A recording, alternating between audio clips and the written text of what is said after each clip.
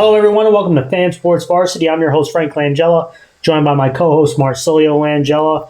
And Mars, this is our Section 1A Week 2 game preview show.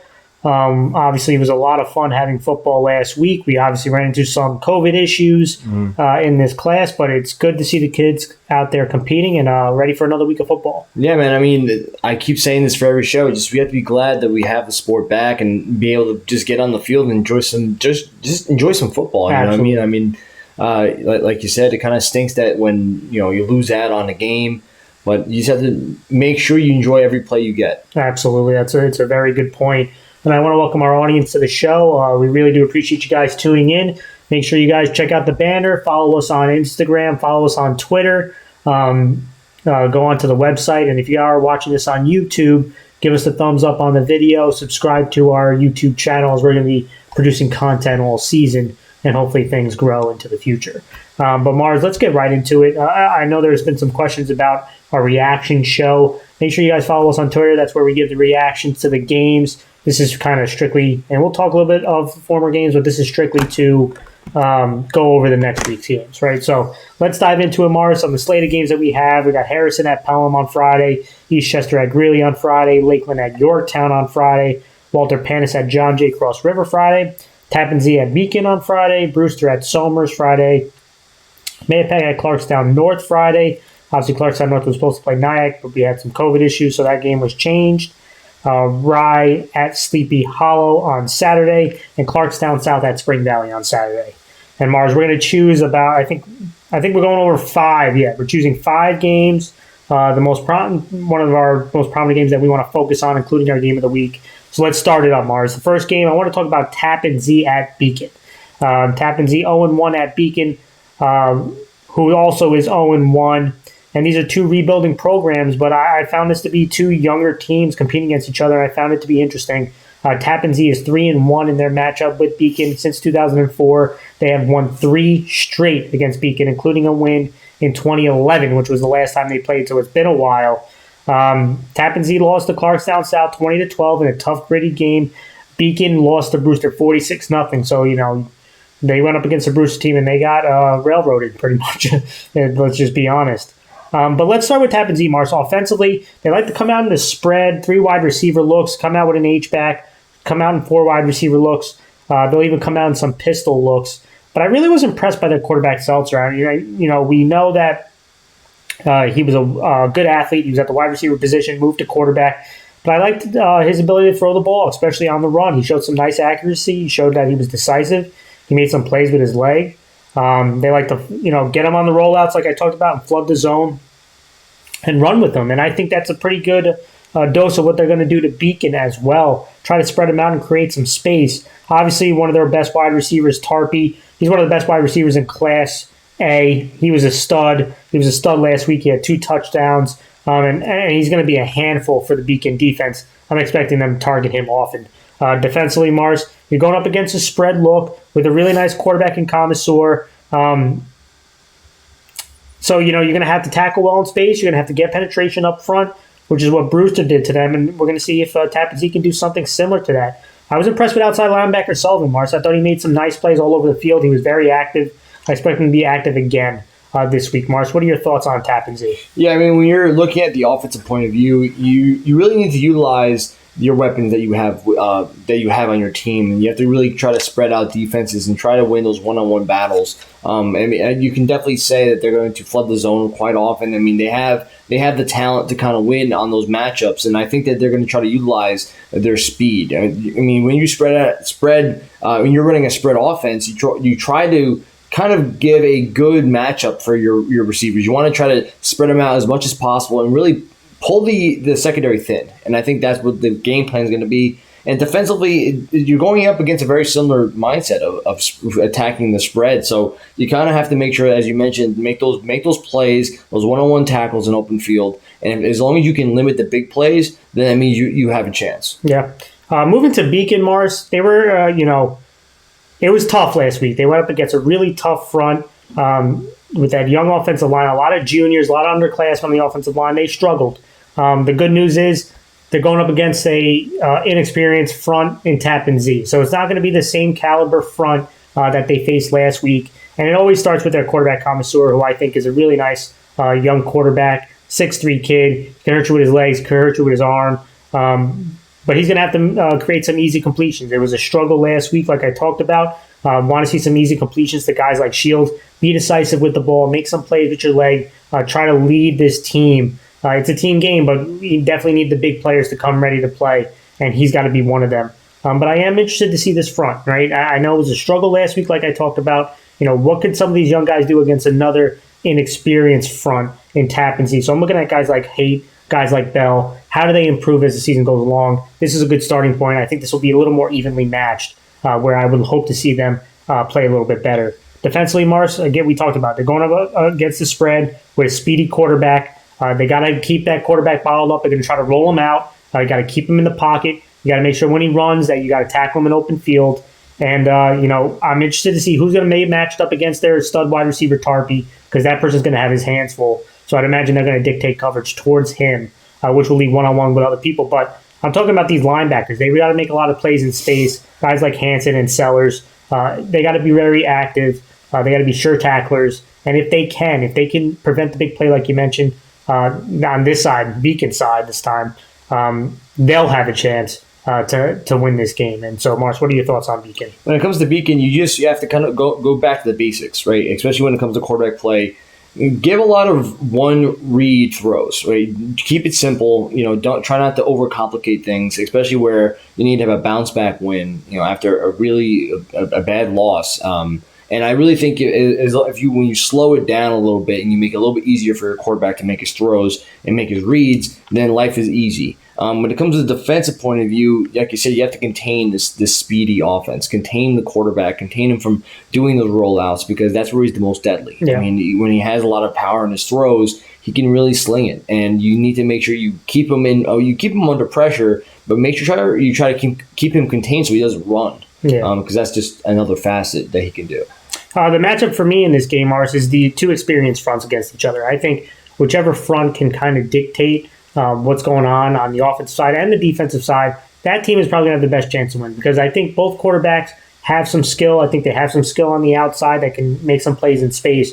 But it's going to be about the fronts, right? Both inexperienced fronts, both had some of their struggles, obviously, last week, especially the Beacon group. I'm interested to see who wins that matchup. All right, Mars, let's go to the next one. Lakeland 1-0 at Yorktown, who is 0-1. Lakeland beat Greeley, and Yorktown lost to John Jay Cross River in our game of the week last week. But Yorktown has had this series.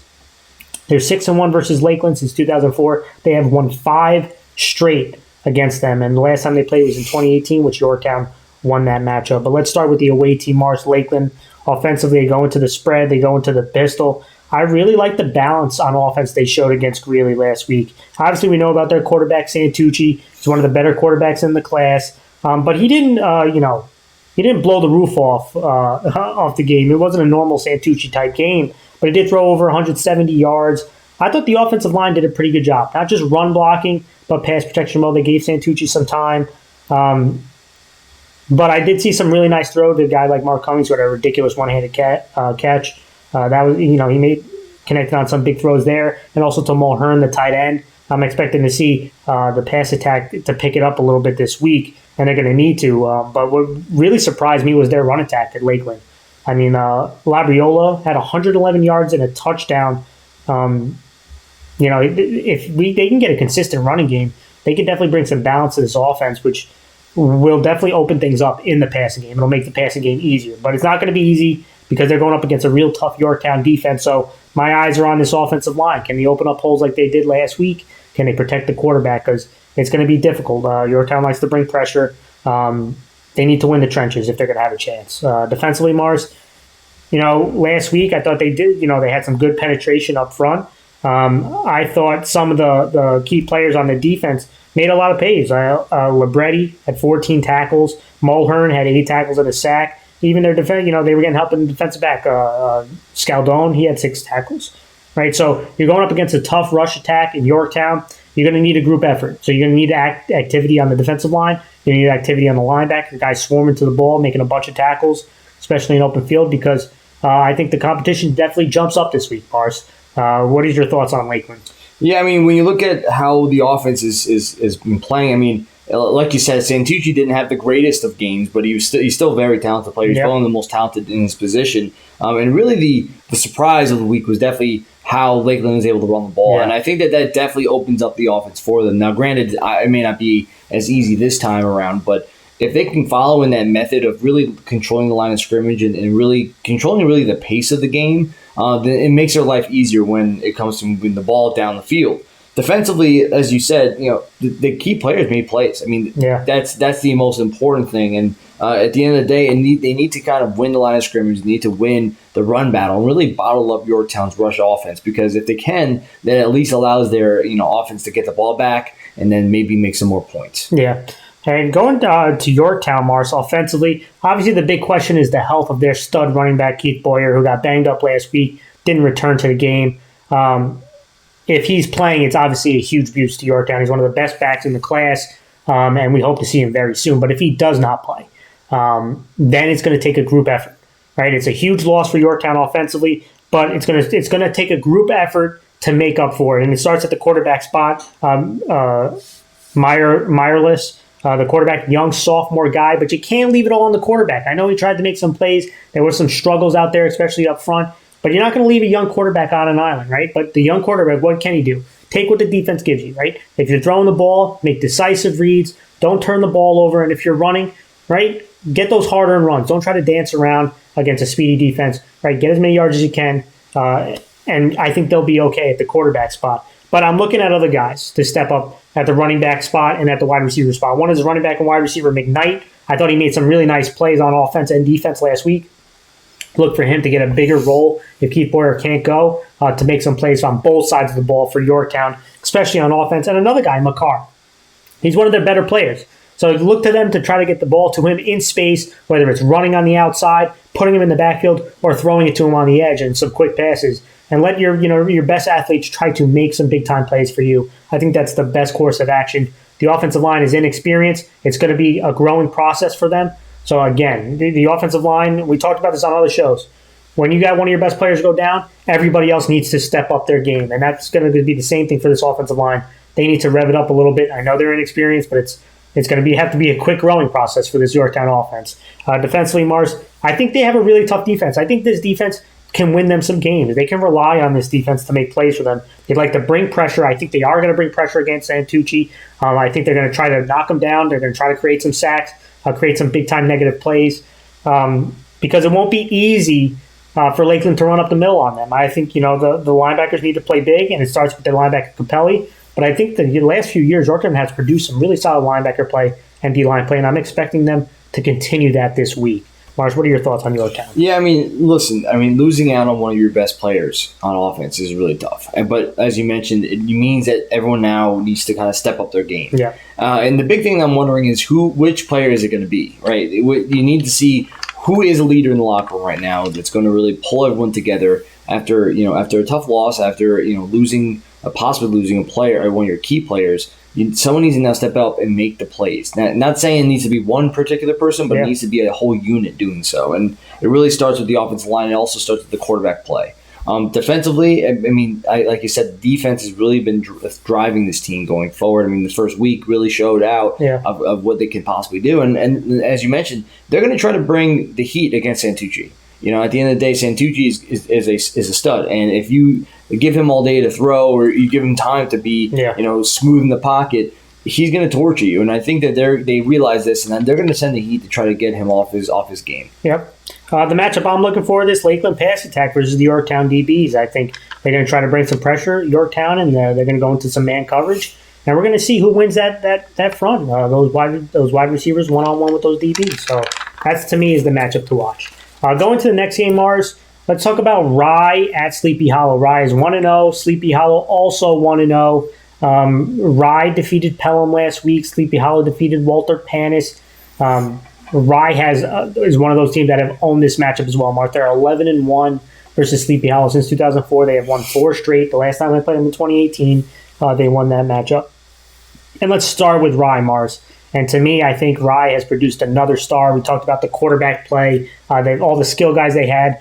Now it's the running back position. To me, I think Whalen, the junior, is a major problem for opposing defenses. This guy had 179 yards rushing last week and 2 touchdowns. I thought the offensive line, which was the big question mark of this team, did a really solid job last week opening holes for this rush attack. But that is somebody that Rye can definitely run the offense through.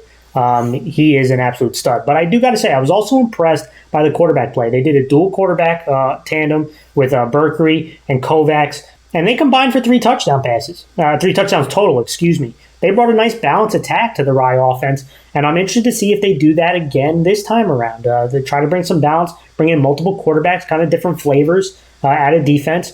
But let's not kid ourselves. I like getting Whalen 20 to 25 touches a game, whether it's in running game, pass game, because he is a stud for this team. But I do expect to see some play action, trying to hit some Lavelle on some deep patterns, make some plays in the pass game that way. But I'm expecting a balanced attack from Ryan. They're going to do something similar to what they did to Pelham last week, this week. Defensively, Sleepy Hallow has a potent pass attack. Rye, I think, has the linebackers and DBs to play with any group in Class A. That's how much confidence I have in them. I expect them to bring some pressure at their quarterback, test this front of this offensive line. And I'm expecting guys like Lucas Perez-Signini, who had an interception last week, Barlett, to make some plays in the back end, and even Surhoff, who had a really nice game last week. I think he's going to be active again this week. So, Marsh, what are your thoughts on Rye? Rye is a very dynamic offense. I mean, they can attack you from any direction. I think that whatever they did last week, it's almost like do it again. Yeah. I think that the offensive line played really well. One line of scrimmage, you have a great running back play. Quarterback, you had several quarterbacks go in, and each of them played well. I mean, I think that all around as a unit offensively, this was very consistent. I really liked it so far, and it's only been 1 week, but still, it's very impressive. And I think that they kind of have to just follow in that same recipe that they did last time. Control line of scrimmage, be efficient on your throws at quarterback position, and really feed the beast and his run attack that you have.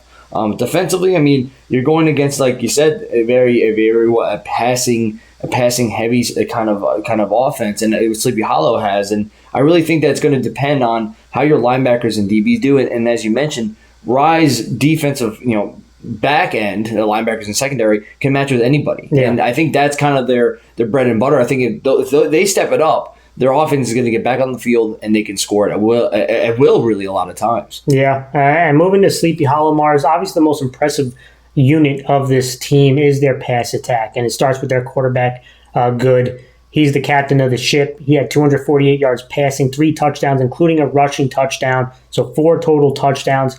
I thought he was really good practically from start to finish, and he's going to be a key cog. And we talked about this on the team previews for this team. He's a key cog to their offense, and he kind of dictates on how this game is going to go. But I got to give a shout out to one of their skill guys who showed to be a dual threat type of guy, and it was the player of the week from Lohud Mars, Kevin Sullivan, the senior. He had 102 yards receiving, 61 yards rushing. He also made quite a few tackles. He's going to be a nice, important player for them, both in the pass and run game. He's going to be one of their lead target guys. If they're going to put him into the backfield, run the ball with him. He's going to be an important cog to this team, and if they're going to have a chance of upsetting Rye, he's going to have another big game, and I'm expecting Rye to try to focus in on him, which may open things for another target, one of our Frank's finest, Dylan Nelson, who also had 80 yards receiving and a touchdown. I think he's one of the better pass-catching threats in the class. So, they have a potent pass attack. The question is going to be, can the offensive line hold up front? Can they give protection to Ben Good so that he can make the plays and throw the ball to his targets? Because Rye's going to bring pressure. Rye's going to rely on that front four to get to the quarterback because they have a lot of faith in those DBs to play man-to-man, to play some zone, and to create some turnovers. And I think, it's going to be a tough matchup, but an exciting matchup for this pass attack. And also, can they consistently run the ball, right? Because that'll open things up in the pass game. Because, Rye likes to bring a bunch of DBs out on the field. If you could try to run at them, make them pay for having smaller, speedier guys out there, it'll be huge for your offense. Defensively, Mars, it starts with stopping the run game. They got to stop Whaling. I know we're going to probably say this every week for every team that plays Rye, but that's got to be the focus. They got to stop this run attack. Get these. If they're going to go into those dual threat quarterbacks, there's inexperience at that quarterback spot. Make them try to beat you, and hopefully you can force some turnovers or create some negative plays via sack. But they got to stop the run game. They got to try to win at the line of scrimmage. for them to have a chance defensively, Mars. What are your thoughts on Sleepy Hollow? Yeah, I mean, surprisingly, they just have a lot of weapons around them, especially in the passing scheme. But you have a lot of dual threat type of players that can really hurt you and really just chip away at your defense or really make a big play. And that's something that Sleepy Hollow has their offensively is scary. I mean, not knowing where they're going to be going with the ball definitely is something to look out for. And when it comes to how do they win, they need to get their playmakers the ball. They need to have the control line of scrimmage, and they need to kind of feed all these skill players in different ways. I mean, do not make it quite simple. You need to try to have a lot of misdirection. You know they're going to play. You know they're going to pass, man. That's what I get. I mean, I can guarantee you Sleepy Hollow. My thing is that you have to have a lot of misdirection. You have to try to make the defense of secondary think. Like, make them think about who should be covering who on this type of coverage. You know, if you can have a lot of different route combinations that kind of open up those plays for your skill players, and you can make a lot of plays that will definitely help move the offense going forward. And then defensively, I mean, you need to control the line of scrimmage. I mean, it's really quite simple. You have to send the heat, especially with you have these two quarterbacks that might be switching in. You know, you mentioned they might be inexperienced. It could cause a mistake, and you can maybe get a turnover. You can change momentum of the game, and that's kind of the big thing I would think as a defensive scheme going forward for this game. For me, the matchup has got to be those Sleepy Hollow skill guys, like I talked about earlier, versus those Rye linebackers and defensive backs. That, to me, is the matchup that I'm watching for this game, Mars. Let's go to the next game, Mars. Clarkstown South 1-0 at Spring Valley, who is 0-0. Spring Valley's obviously had their game canceled last week because of the COVID issue. But Clarkstown South defeated Tappen Zee 20-12. And Clarkstown South's 2-0 versus Spring Valley since 2004. The last time they played was in 2018, which Clarkstown South won. This is a really interesting matchup, Mars. I think these are two of the stronger teams in the Rockland County area. Let's start with the away team, Clarkstown South. Offensively, the pass attack last week, there was something not right. It was a lot really rusty. It wasn't smooth. A lot of mistakes in the passing game. But, I'm expecting their quarterback, Rodan, to play definitely better this week as they get more comfortable with each other. Try to complete some quick passes because Spring Valley is going to be bringing the heat, right? That's one thing we know that they're going to do is they're going to blitz their linebackers into up the middle, off the edge. They're going to play some man coverage, so you got to get the ball out quick or they're going to get to the quarterback pretty fast. But I do like that what Clarkstown South saw that the passing attack wasn't work. What they do, Mars, they relied on the power up front and the power running game. I mean, looking at that offensive line really is an impressive group. Guys like Spiegel, John Mariah, Tortorello, Ryan. I mean, they ran with some power. They gave the ball to Mark Mariah, and he had 116 yards rushing and 3 touchdowns. So when the passing game wasn't work, what they do? They adjusted and they went to a power running game, and they showed that they can win multiple ways, which to me was very impressive. And I would imagine that going against the Spring Valley defense that has a lot of speed and like to bring the heat, let's see if maybe Clarkstown South tries to muscle them. Maybe they try to run right over them with that rushing attack, with those offensive linemen, and go right at Spring Valley. That's what I'm thinking is going to happen. Defensively, again, you're going up against a spread team, a speedy team. They're going to get hit with quarterback runs, going to get hit with outside runs, quick passes, get these playmakers out in space. So what do you got to do, right? You're going to see you got to be able to tackle an open field. You got to get everybody involved. You got to rally to the football.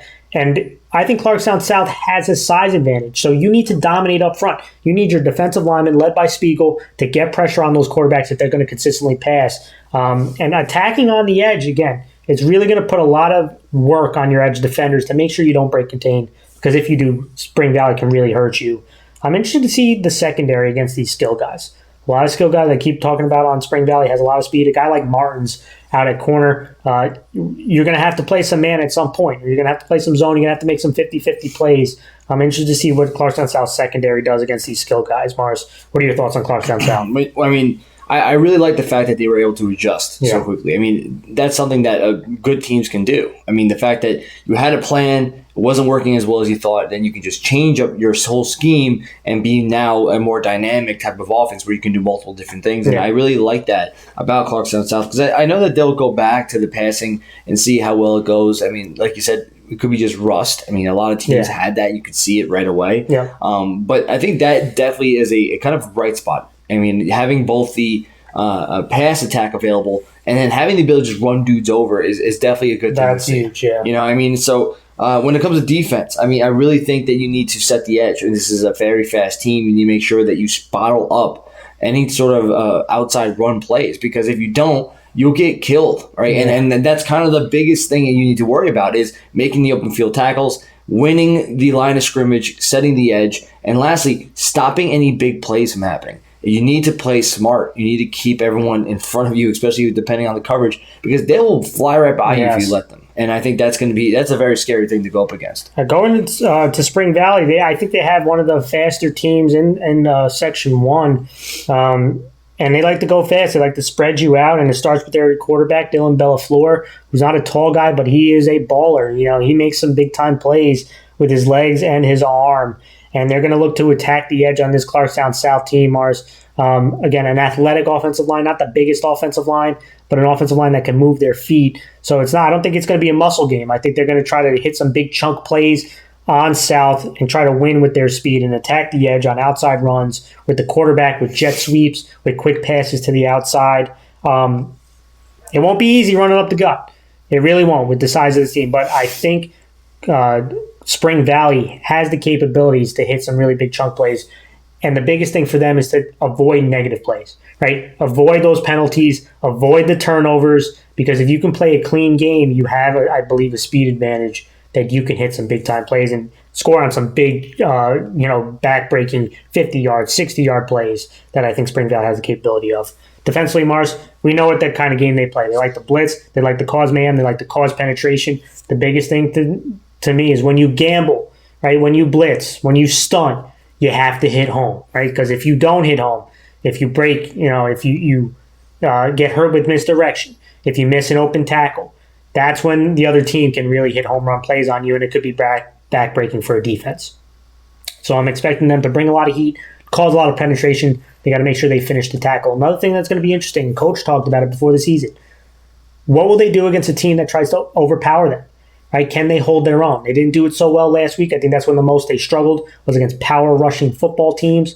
And so we will see. Can they hold up against a Clarkstown South? If they decide to go power on you, can you hold up front and at the linebacker core? That's going to be the big question to me, Mars. What are your thoughts on Spring Valley? Well, at Spring Valley, I mean, it's quite simple. Spread them out and try to set up your guys to have good combinations or good matchups, and then you have to win those matchups. I think that when it comes to any sort of passing, that's the best. That's a recipe for success. But you need to utilize your best traits is your speed, right? Get to the outside and really make a play. I mean, I think that's going to be Spring Valley's game plan going forward. And when it comes to defense, you already mentioned they like to stunt. It means you need to be disciplined. You can't sell out for a fake or sell out for misdirection plays because they're going to kill you on it. They're going to have some sort of a counter based off of it, and goodbye. I mean, that's the thing. So stunting is fine. Stunting is good. We like aggressive. We like being aggressive, but you need to be disciplined. Yeah. You can't over pursue. You can't just take yourself out of the play. Right? You have to be smart.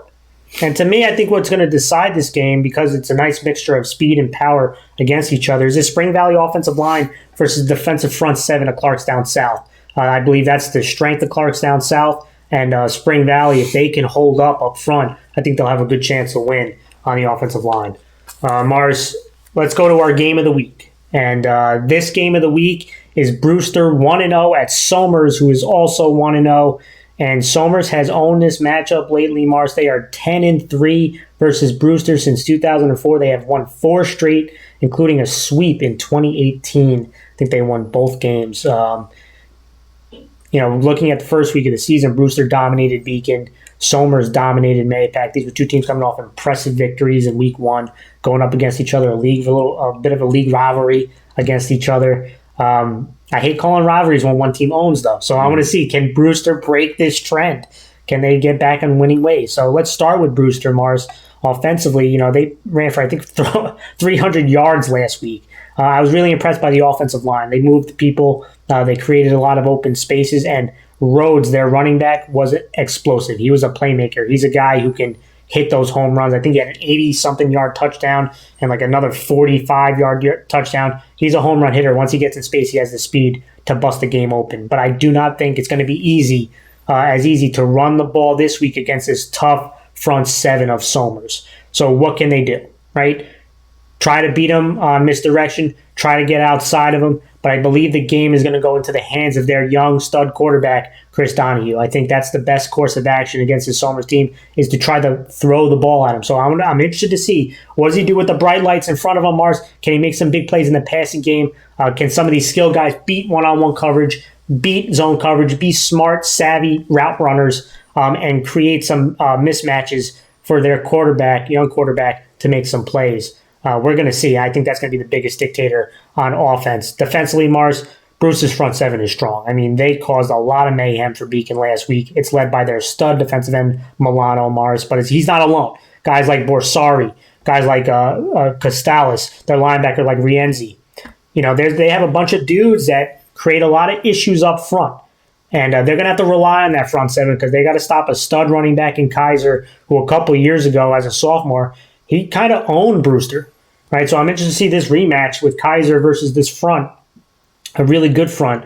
They got to keep Kaiser pinned down. It's not easy. It's a full-fledged heavyweight fight, right? Because he can wear down on you. You just get 4 yards, 4 yards, 4 yards, then you get a 12 yards. Then he'll get a big chunk play, right? You got to be able to fight for 4 quarters against a good offensive line by Somers and that Kaiser running back, because then everything else opens up for the Somers offense once he gets going.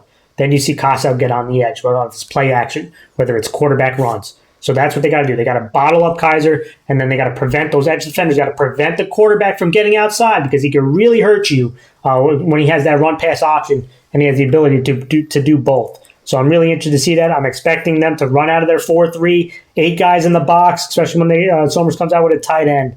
But this defensive front is going to have to play huge. And before we go to our clip, Mars, what are your thoughts on Brewster? Yeah, I mean, Brewster has a lot of impressive players on it. I really like the rush offense that they really showcased last week. And I think it's when you're playing against Somers, who has a very good defense, in my opinion, a very good front seven especially, you need to have, like you said, a lot of misdirection. You need to make the linebackers to make a mistake. Yeah. You need the defensive line to over pursue, and then you need to kind of have those counter plays to kind of get them guessing where you're going to attack. Because if you think that you're just going to run dudes over against Somers, you're going to be mistaken. I mean, Somers is a very strong unit, and I think that they will not allow from any sort of just downhill, we're just going to run right at you. Yeah, you need to kind of mix it up. And I honestly, I think that it would be better if you have some sort of a passing type of scheme offense, because one thing I noticed in week 1 was that there were times where the secondary was open. I mean, there was receivers open against the secondary, and I feel like there's something there. If you're scheming against Somers, you would say the secondary, we need to kind of target some things based on certain combination routes that might work. When it comes to defensively, I mean, you're trying to stop really the guy, the animal, Kaiser. I think he literally was doing anything he wanted last week against Mahopac. He was getting at least almost, if you look at the stats, it's like almost 5 yards a carry. I mean, literally 5 yards a clip. He had 154 yards rushing on 20 carries. Yeah, I mean, that's just crazy. And anytime you watch the clips, he just really just either run dudes over or just run right past them. I mean, he could have went for 4 touchdowns this game. I mean, he did literally anything he wanted. But the problem is how are you going to bottle them up? And I think that it's really going to be a testament on this front seven. Yeah. How are they going to react to this now top tier back? Possibly the best back in Section 1. Just overall, I think overall as a player, how do you stop them? In my opinion, the way you would have to do this is try to put bodies in these gaps and stay disciplined and really rally to the ball. The big thing, and just to add to your point, is you got to hit him early. Because once he gets downhill, he brings a lot of power. Yeah. So he's going to get 4 or 5 yards. You got to meet him at the line of scrimmage, or it's going to be a long day for you. Yep, exactly. I actually did do a breakdown clip for Brewster, and I wanted to show the audience, the kind of front seven and the effort that they're going to have to bring, the penetration that they're going to have to bring to stop the Somers offense. For this video, we're going to talk about Brewster's defense and how they may attack Somers' offense this upcoming game. And the big theme is going to be this front 4 and this front 7 dominating. And they need to be aggressive, they need to penetrate, and they need to do it as a team. It won't be just one guy making all these plays. And let's go over a couple plays and just show you how Brewster's defensive front likes to get penetration. They like to show up in about a 4-3. They'll bring 8 guys into the box. They want to have guys near the line of scrimmage. They want to have their linebackers attacking gaps. They want their D linemen to get their hands on offensive linemen and create penetration. In this first play, you're going to see it right off the bat. And this is how they're going to have to play. Right, they're going to run a quarterback counter, fake run to the right. They're going to pull a couple linemen, quarterback running to the left. And you're going to see these linemen. Now, in the stance, I like 3 of them. This one, obviously, I like the way number 61 plays, but he definitely got to fix his stance. But the rest of them look pretty good. But watch these guys move. I mean, they have some guys who can move and cause penetration. You're going to see right when he snaps the ball. Right, look at them. They're crossing the line of scrimmage. Not getting too deep, but I like this. Look at him get his hands on this tackle. Slow down this pull. Look at the linebacker attacking the line of scrimmage right away. You're going to see this linebacker attack the line of scrimmage. Not moving on the double team. And watch these guys rally. I mean, look at this. Cocoon right here. This back's got nowhere to go. Look at them all closing in on here. Okay, watch them rally and finish it off. They're going to need this kind of effort. Again, from the top. Watch these guys move.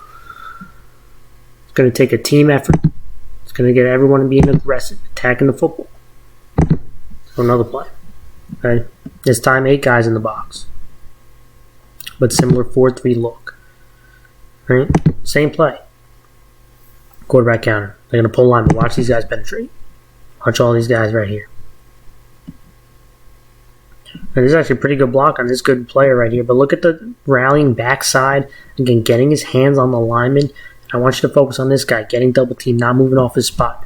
Watch him disengage and make a play on the ball. Look at him get off there. Look at the linebacker right behind him.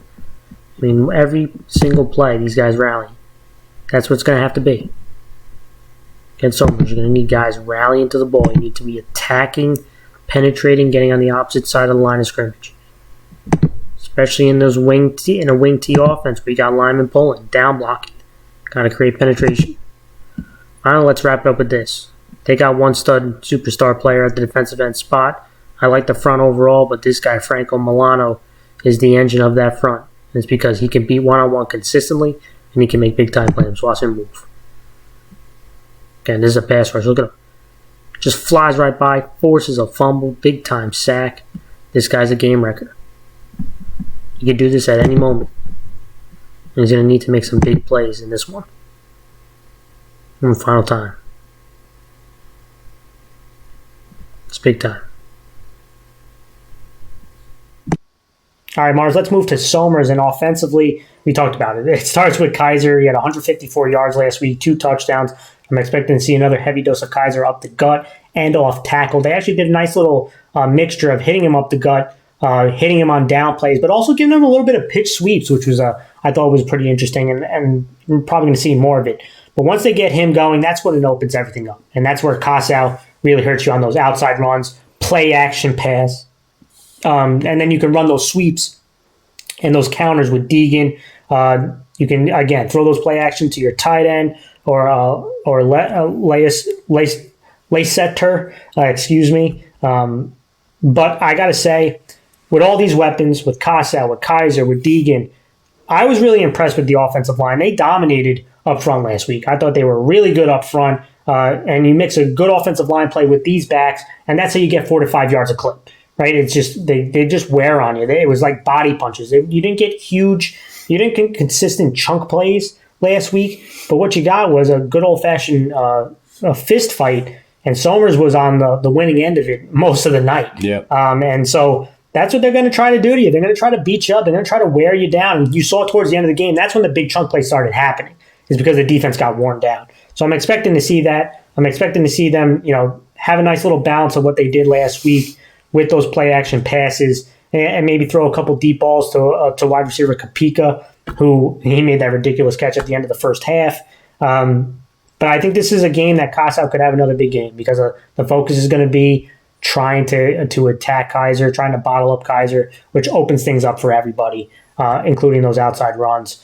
But I do expect them to not so much attack in between the B to the A gap. I'm expecting them to attack, try to trap the defensive ends, the 2 stud defensive ends that Brewster has, try to run inside of them. And then, when they start to close in, when they start to, try to shoot those gaps, then to bounce out to the outside. So that's what I'm expecting to see from Somers' offense. Defensively, Mars, really talented front seven like we talked about, led on the defensive line by Polito. Then you got Lessiter as a defensive end, and this linebacker core with Cheeks, Kraus, Kaiser, they make it really difficult to run inside. They really do. Even on some of the counter plays, they stayed disciplined. They rallied to the ball. This was a well-coached unit up front, and they made a lot of plays last week. But secondary will be tested by the quarterback Donahue, Mars. And you mentioned there were times that when they went into man coverage, some of those wide receivers from Mahopac got open. So I'm interested to see if Brewster tries to attack similarly, especially when Somers shows that they're trying to bring pressure and put those guys on an island. That could be where that Brewster can really hurt them. And we'll see if the secondary either shored that up or that Brewster takes advantage of. But I do think they're going to be tested because I know Somers wants to bring pressure. Right? They're going to try to bring pressure, especially if they come out with 4 wide and maybe even some empty sets to try to rush the quarterback decision-making. So we're going to see who wins that. But the secondary definitely has to shore up, Mars. I did do a Somers offensive clip, but before we get to that, what are your thoughts on Somers? And when we look at Somers, I mean, it's Kaiser, right? I mean, Kaiser can do it all. I mean, he was getting tosses, he's getting downs, traps. I mean, you name it. And he was getting anything he wanted out of it. And like you said, when Kaiser becomes the weapon that everyone's looking at, it opens the door up for everybody else. I mean, Somers got away with anything they wanted, right? And it really started with Kaiser's success. And honestly, I thought, like I said before, I thought Kaiser was going to go for 300 yards the way he was playing. And I just think that he is a dynamic talent. And then you have all these other skill guys around him that kind of just are kind of not, I wouldn't call them Robins, but they kind of are like Robins to the Batman, which is Kaiser. And I like the way that it's a very cohesive unit. They have their own talents, they have their own plays that kind of work well with them, and I think offensively they can move. They just need to make sure that, I mean, they're playing against a really good front seven. The offensive line needs to continue playing well, and then it should be easy going for them. But when it comes to defense, I mean, it's the same kind of deal. I mean, front seven's good on Somers, and I think that they have good linebacker play, good D-line play. The question mark is going to be secondary. Yeah. I think that it really depends on how they're going to do it. I mean, against Mahopac, they said they're daring you to throw to the man-to-man because they're going to send the heat, and they didn't think that they could do it, right? So, and it worked. I mean, but at the end of the day, do they feel the same way against Brewster? Will they send the heat if Brewster were to come out into an empty set? Are they going to do that? Or are they going to play max coverage and say, we bet that our front four will get to you before you make the throw, right? And that's going to be, we'll find out. Yeah. I mean, but that's going to be the big question of how I think it'll be a good chess match between these two coaches. Going back to that Somers offense, I'm going to show the audience what makes this offense dynamic with their weapons that complement each other really well. For this video, I'm going to talk about Somers' offense and how I think they're going to be attacking Brewster's defense. And boy, did Somers dominate last week. And I'm expecting to see a lot of Jack Kaiser and those other weapons complementing off Jack Kaiser runs. And Jack Kaiser can really give you a bunch of body shots.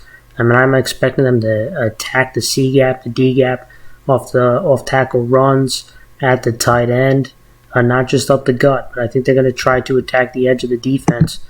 And this play right here is just going to show you the lineman is at his best when they're down blocking and pulling, getting good angles on the defensive line.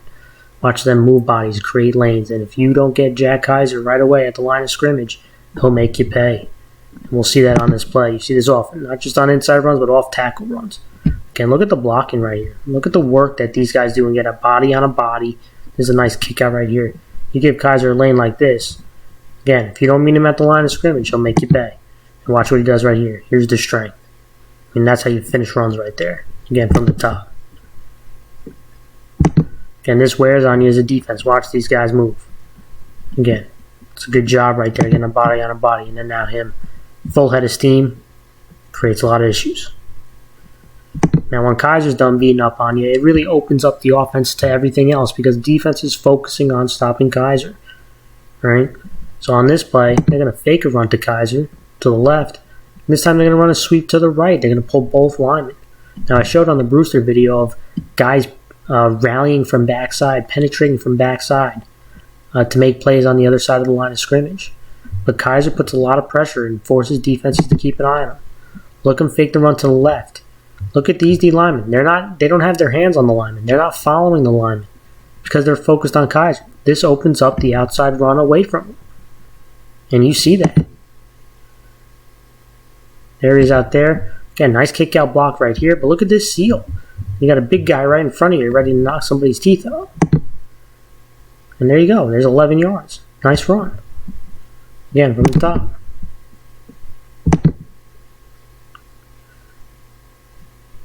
Just the threat of Kaiser opens things up to everywhere else. And they have pieces out there that'll make you pay. Also, with Kaiser running the ball, it also opens up play action pass. And when you get Kossow on the edge that he can either throw the ball or he can run it, that creates also a lot of problems for defense as well. Again, similar thing. They're going to fake a run to the right, play action, get Kossow on the edge. They're going to run a pass play or run it out right here. But watch this DB. And when Kaiser's running at you 25, 30 times a game, now every time you run a play action, you're going to see these guys keeping their eyes in the backfield. And that's what opens up this pass play. Look at the fake. Again, look at where his eyes are. This is what it opens things up. Getting him outside. Running patterns to the outside. And now an easy pitch and catch, and you let these playmakers do the rest. So much puts a lot of pressure on you with these plays. If they can get Kaiser going, if they can get the play action and the outside runs, it's going to be a long night for that Brewster defense. All right, Mars, I do want to give a matchup and the player to watch for this game. To me, the matchup, and I'm going to go to a player matchup, which I haven't done yet. And to me, it's Jake Polito, the offensive tackle, their big boy up front, the young sophomore, versus their two defensive ends, which I think he'll see both of them. Franco Milano, one of the best players in the section, and Borsari. That's going to be a slugfest. The game within the game, the tackle versus the defensive end. Really both tackles for Somers, but I am focusing in on Jake Polito versus those two studs. And the player to me, I mentioned it earlier, their quarterback, Chris Donahue. Junior, he's going to have to play at a high level. For Bruce to have the chance to get the monkey off their back, proverbially, and beat Somers, to get them back on the winning ways, he's going to have to play big in a big showdown. It's not going to be easy. So my eyes are on this young stud quarterback. I'm interested to see how he plays. Marcy, you ready for the game picks? Yeah, ready to roll, man. All right, let's do it. Let's start it off. Harrison 1-0 at Pelham, who is 0-1. Pelham actually won this matchup in 2019, Mars. I think Pelham has a nice pass attack. I think they have some potent weapons and obviously some potent quarterback play. But I'm going with Harrison. I think Pelham is still a young team that is growing, and that rush attack of Strauss and Judelson was very potent last week, and they created some serious issues for opposing defenses. And I think, Harrison, Pelham has played probably the toughest teams in their division in back-to-back weeks. Not easy. And I think it's unfortunately going to be another Harrison victory this week. Yeah, I'm going to stick with Harrison as well. I really like how the front line's playing. I really like how they can control the line of scrimmage. And as you mentioned, Pelham is a young squad. I think they have a lot of promise. I just think that they're a little young against this more veteran-based team of Harrison. Next game, Mars Eastchester 0-1 at Greeley, who is also 0-1. I'm going with Eastchester. I think Greeley struggled last week versus the run, and I think you're going to see some heavy Sparadino. You're going to see some D'Agostino, and I think the front will bounce back after a tough battle versus Harrison. I think they're going to have some successful runs and some big chunk runs, and I think Eastchester is going to pull away from this one. Yeah, I think Eastchester is going to win. I think because of the fact that they're going to control the momentum of the game. I think that, like you mentioned, that they'll win the line of scrimmage and then they'll make some big plays on the run and basically kind of have Greeley kind of backpedaling. I think that's going to be the big thing that Eastchester can do to really get themselves back on track. Yep. Next game, Mars Lakeland 1-0 at Yorktown, who is 0-1. Can Lakeland make a stand right here and go 2-0, Mars? I'll let you go first. Can they make a statement this week? I think I'm going to go with Yorktown. I think Yorktown had a tough loss last week against John Jay Cross River in our game of the week, and I think that Yorktown is especially a defensive unit. They have a very good defense in my eyes, and I think they're going to really depend on this going forward. Now, the question is going to be about Keith Boyer, right? Health-wise, is he going to be fully healthy in this game? How well is he going to play? But I really think Yorktown's going to step up across the board. I think there's going to be a lot of guys vying to see who's going to be leader going forward, and I think they're all going to kind of be a unit. It's going to be a unit win. I think that's what Yorktown is going to pull off in this victory. Lakeland with Santucci, with the health of Boyer in question. I'm going to go with Yorktown. I'm going to agree with you, Morris. Listen, I think if Boyer doesn't play, it does help Lakeland's chances a lot. I do like the pieces in Lakeland. I do like the team overall. I think they're a scrappy team, but I'm going to rely on Yorktown's defense. I think they're one of the better defensive units. I think they're a well-coached unit. I think they're going to bring some heat. They're going to create some big negative plays. And I agree with you. I think the unit offensively, I think you're going to see an improved attack, especially running the football. And I think they are going to pull a close game against Lakeland, but I'm going to go with Yorktown. All right, Mars, Walter Panis, 0-1 at John Jay Cross River. I'm going to go with John Jay Cross River, and I just want to make a statement. Travis Carlucci of Walter Panis, you see that kick return he had? That was electrifying. This kid is exciting, and he's a freshman, I believe, Mars, a freshman.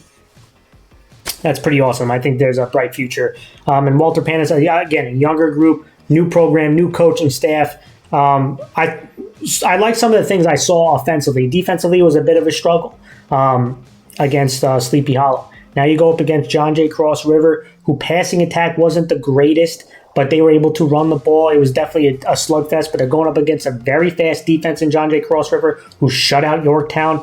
And they're probably going against one of the best offensive lines in Class 1A. And I think that is what's going to be the big difference maker and give John Jay Cross River the ability to run and run consistently. I'm going with John Jay Mars. Yeah, I'm going to say with John Jay too. I think that they are a top tier team in this class, and I think the offensive line, the offense in general, is really showing what they can do. And I think that, like you said, Panis is a young team with a young coaching staff, a new coaching staff. And I think that's just they still need more time to develop. And I think Cross River's gonna kind of just win a pretty solid win here. Tappen Zee 0-1 at Beacon 0-1. Mars, we did the breakdown on this. Who do you got? I'm going to go with Tappen Zee here. I think they're a young team for sure. I think both teams are young teams, but I really like the way that they have the quarterback play has been going. I really like how they have a lot of speed to their offense, and I think it's going to be a very interesting matchup. I think it's going to be a close game. I just think that Tappen Zee just has some of the skill level players that will just give them the edge in this victory. So I'm going to go with Tappen Zee. Man, we keep agreeing today. I'm not liking it, but I'm going Tappen Zee as well. I like the points that you made. Both young teams, but I do think Beacon is a little bit younger. And Tappen Zee, I like the way the quarterback played in Seltzer. I obviously like one of their best wide receivers, Tarpey, who might be a little bit too much of a handful for Beacon to cover. I think he's going to have a huge game, and I'm going to go with Tappen Zee on this one. Next game, Mars Mahopac 0-1 at Clarkstown North, who also is 0-1. Mahopac has owned this series, Mars. They are 7-1 versus Clarkstown North since 2004, but the only loss was the last time they played at Clarkstown North in 2015. I'm going to go first. I'm going to go Clarkstown North. I think they continued the trend of last game. This is a difficult drive from Mahopac on a Friday night to Clarkstown North. Clarkstown North is a very well-coached team. I think they're a scrappy team. I think defense is going to step up. They gave up way too much points in week one. I think that unit is going to try to be more aggressive, try to bounce back. I think both these teams are going to try to bounce back. I think they're going to give Bastogne is going to get more of an opportunity. It was tough against that Somers front seven. I don't think it will be as tough against this Clarkstown North front seven, but I do think Clarkstown North is a scrappy defense, and I think they pull away in a tight one. Yeah, I'm going to go with Clarkstown North. I think that the as you mentioned before, having those drives to Clarkstown North out on a Friday night is probably one of the worst experiences you have to go through. But I think that kind of gives them the advantage when it comes to them having to travel, driving across the bridge, prime time to get to go over. And I just think it's going to be wear and tear on you. And then on top of that, you have to play against a scrappy team that is just itching for a redemption win. And I think that that's going to kind of lead into I think it'll be close, as you mentioned, but I just think that North is going to come out with a lot of fire. And I think they'll come out with a victory here. Next game, Mars, Rye 1-0 at Sleepy Hallow, also 1-0. I'll let you go first, Mars. Can Sleepy Hallow pull up the upset and go 2-0? I don't think so. I think Rye is too dynamic. They got the fact that you can have a kind of a switching off quarterbacks at the varsity level and still have a good offense just tells it that they are not only just well coached, but they also have just so many skilled players. The offensive line's playing well. It feels like they're just clicking. It feels like they haven't missed a beat, even though you lose out on a lot of guys. It feels like they're still right in the mix of the top team in Section 1A. And I just think Sleepy Hallow is a good team. I just think that Rye is just a better team, in my opinion. I think they're going to win this one. I'm leaning on, is this the upset of the week? I can't do it. I'm going with Rye. I think this is going to be a high-scoring game. Again, I was impressed with Sleepy Hallow. We knew that they had weapons. We knew they had good quarterback play. Can the offensive line hold up? I think this is going to be a tough challenge versus Rye. With a lot of defensive backs and a lot of linebackers. That matches up pretty well against passing teams. I just think it's going to be a high-scoring game, and I don't think Sleepy Hallow can stop the rush attack of Rye, which is going to be one of the most potent ones in Class 1A. And it's going to keep Sleepy Hollow's offense on the sideline, which is going to be important. So I'm going to go with Rye. Let's go to the Clarkstown South 1-0, at Spring Valley. 0-0. I think this is going to be a really interesting game, Mars. Who do you got? I mean, this is a tough one. Yeah. I think it's going to be Clarkstown South that wins this one. And the reason why I'm going to do that is because I really like the fact that, when their offense wasn't clicking on the pass, they could easily transition into just running you over. Yeah. And I think that having one week of having a bad passing game I think you usually bounce back from it. I think you start to narrow down what the quarterback needs to do, what he's reading, and makes it easier for this person, for the quarterback to really make their throws. And I think that's what they're going to do. I think they're going to kind of slow it down, say it's a one-read type of pass, and then they'll just resort back to running the ball like they do really well with. And I think that having the ability to do so gives them an advantage of this. And especially when it comes to defense, I really think it just means you need to kind of step up against these very fast units on offense. And if you can bottle up and keep everyone inside, then I think South is going to pull off this victory. I know Spring Valley is itching to get out on the football field, make a lot of plays. Obviously, there's a lot of hype with the Spring Valley team, and for good reason. But I am also going to go with Clarkstown South. I hate that we're agreeing on all these picks, but I think Clarkstown South has the remedy to Spring Valley's defense, and that is running with power. And I think they're going to do it. I think they're going to win up front, which is going to be important. I think the Mariahs, both John and Mark, are going to have big games on both sides of the ball for this unit. I really like this Spring Valley team, but again, they haven't played a game yet, right? And they went through that COVID protocol. Is there going to be some rust? We saw it a bunch from week one on the other teams. They played a game. Spring Valley has not. Do we see that rust? I think we do see a little bit of it. And I think it's hard to go against Clarkstown South team that I think is going to be a little more well-oiled this time around. And I'm going with Clarkstown South. Mars, let's do it. Game of the week. Last one. Brewster 1-0 at Somers. 1-0. Who wins and why? Well, when you're looking at both teams, Brewster, you have definitely seen that they can move the ball, or you definitely run the ball, and I really like the way that they have a very good front, right? And I think it's really the best part about Brewster is going to be their defense, right? Their front seven really is impressive. I mean, you have two good edge rushers that really make a lot of plays, and I think that's going to be something to look out for this game. And then you look at Somers. Somers also has a good front seven, but their offensive backfield is what's really impressive, specifically when you look at Kaiser. I think Kaiser is just a man amongst men, a man amongst boys, really. It's a better and phrase. A man amongst men. He is a man amongst men and a man amongst boys. And when you kind of mentioned it before, once he gets a full head of steam on him, he's a very difficult person to tackle. And even like back in my heyday, I'd be like, wow, this is going to be a tough. Yeah. This would be a tough one. So with all that being said, I think I'm going to go with Somers. I think that Somers has this they have this momentum going for them, like where it's like they feel like they can get anything they want, and they proved that last week against Mahopac. And Mahopac had a lot of big bodies, right? But it felt like they weren't that big against the Somers team, even though on picture they did look bigger. But they didn't feel like they were bigger. And Kaiser looked like he was stronger than... He looked like he was 6'6". Yeah, he looked like he could be stopped, right? And sometimes I saw him trip on his own, which that was the time he would only got tackled by one guy. So the point is, Kaiser is a being there. Like he is one individual that can cause havoc. But then you have a bunch of skill players that right next to him that can also cause havoc. So I just think that there's so much talent on this offense that even with this front seven that Brewster has, I don't think they'll be able to stop them all. This is Brewster's moment. I think this is the time where Brewster can really make a statement and pull off this upset. In a COVID year, you don't know what's going to happen. That's a glorious thing, not about COVID season, but about football. You just got to be the best team on that day. but I'm also going to go with Somers. Mars, I don't think it happens. I think Somers will be the best team on that day. And all the points that you've mentioned, I think they just have a little too much skill guys on offense. Brewster has a really talented back in Rhodes who can hit the home run, but can he run with power? That's going to be the question to me. And this young quarterback, this is where the lights are going to be the brightest. Can he make the big time plays? Probably with a lot of pressure. Somers is not going to let him sit back there and make time to throw. Can he beat one-on-one coverage? Can he stick in the pocket with pressure in his face, take some big hits, and make some big throws? I think he will with some, but not enough to win the game. All right, Mars, that was our show. I hope you guys enjoyed it, and I hope you guys have a nice sports-filled week. Stay safe, and we'll hope to see you all soon.